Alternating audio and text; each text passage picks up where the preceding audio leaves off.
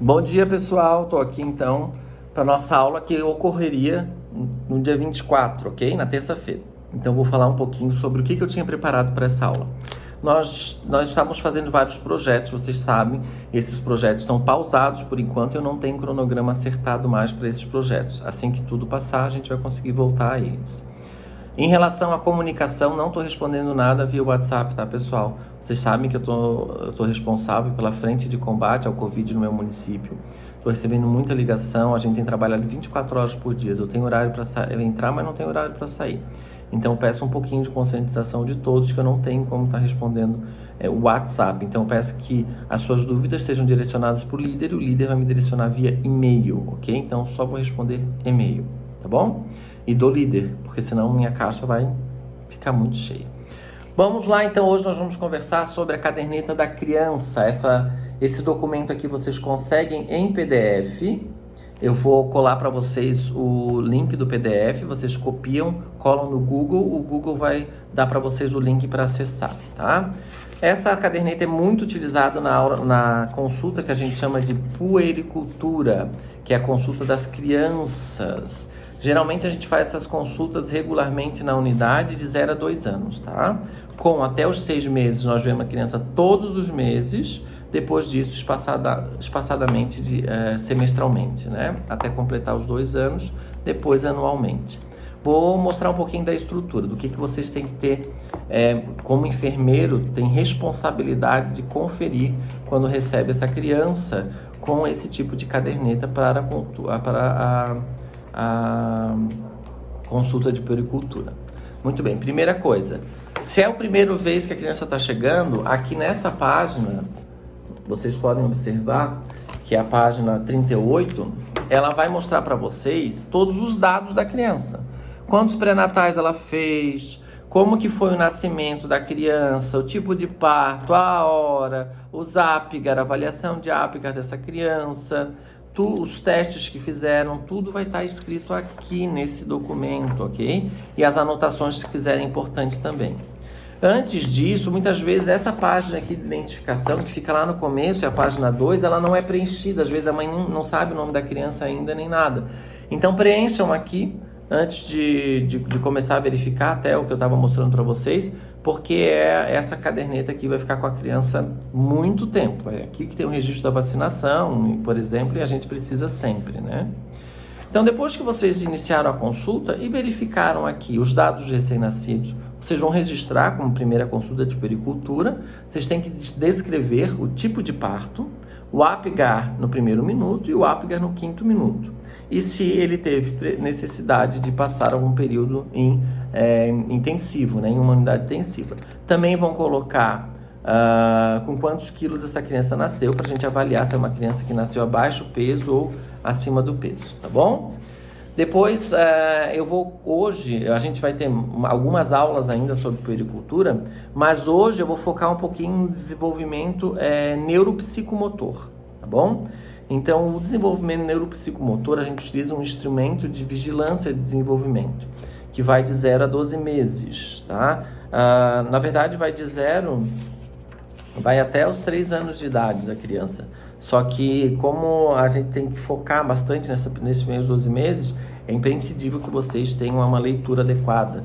Esse instrumento está na página 44, é o que a gente espera que a criança tenha de desenvolvimento neuromotor. Por exemplo, com 1 mês de idade, é esperado que a criança já consiga emitir um pouco de sons, observar um rosto, não emitir som, mas reagir aos sons, né? Até o 2º mês, entre o 1º e o 2º mês, é normal que a gente veja a criança já, então, começar a abrir as mãos, fazer movimentos, ok?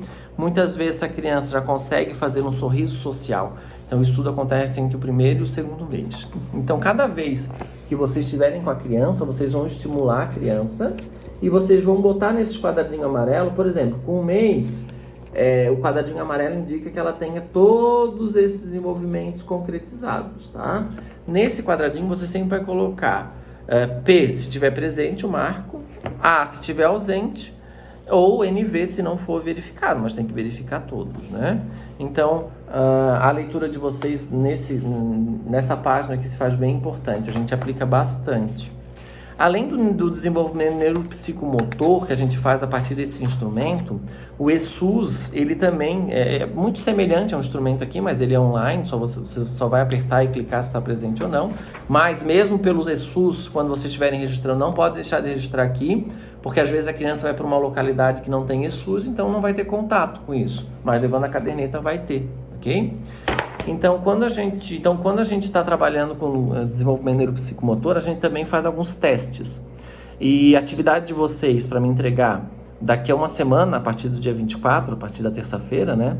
É a seguinte: vocês têm que me descrever como que se faz o teste chamado teste para fazer a avaliação neuromotora da criança, que se chama teste de Moro, teste de flexão palmar, teste de flexão plantar, ok? Teste de Babinski, ok?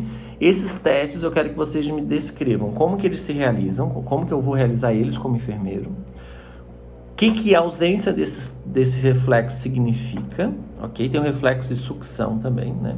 O que essa ausência desse reflexo significa e qual que é a conduta que vocês veem na literatura que é para ser feita, né, caso haja ausência. Então não se esqueçam, reflexo de Moro, reflexo de sucção, reflexo palmar, plantar, né, de apreensão palmar e plantar, e o reflexo de Moro, ok? Essa é a atividade de vocês para o nosso próximo encontro. Pode fazer em grupo, vocês podem fazer via videoconferência e podem me entregar por e-mail, ok? ticoro85@gmail.com. O líder de turma tem o meu e-mail, então vocês podem fazer. Então, para a nossa primeira etapa da consulta de puericultura é a avaliação neuropsicomotora. Vou só citar um exemplo para vocês se eu tiver uma ausência. Por exemplo, se até os 3 meses é preconizado que a criança consiga, por exemplo, emitir sons. Caso ela não emita sons, eu tenho que pensar em encaminhar para uma especialidade. Ou uma fonoaudiologia, ou para um pediatra mesmo, para que seja observado se a criança tem algum déficit. Às vezes o déficit pode ser de escuta, né? Então ela não vai emitir sons, ela não consegue escutar, né? Ou é um déficit mesmo, mas emitir sons não é chorar, né? Por exemplo, quando a gente fala de crianças de até 4 meses, elas têm que emitir sons do tipo gugu, em relação à interação, né, com o pai, com a mãe ou qualquer outro familiar. Então, se eu não tenho isso presente, eu tenho que fazer uma encaminhação para um especialista ou para no caso, um pediatra, uma fono, se tiver equipe multidisciplinar disponível, tá bom? Então, me digam depois lá, escrevam para mim, dissertem o significado. Outra coisa também que eu quero que vocês escrevam é a partir do protocolo de enfermagem de Florianópolis, quando e como que eu faço o planejamento para as consultas de puericultura, com quantos meses, quantas consultas e quem que pode fazer essas consultas, ok? Vejo vocês então em breve na nossa próxima aula, tão cheio de atividades, hein? Não é férias, é isolamento social, vocês têm que continuar fazendo suas atividades.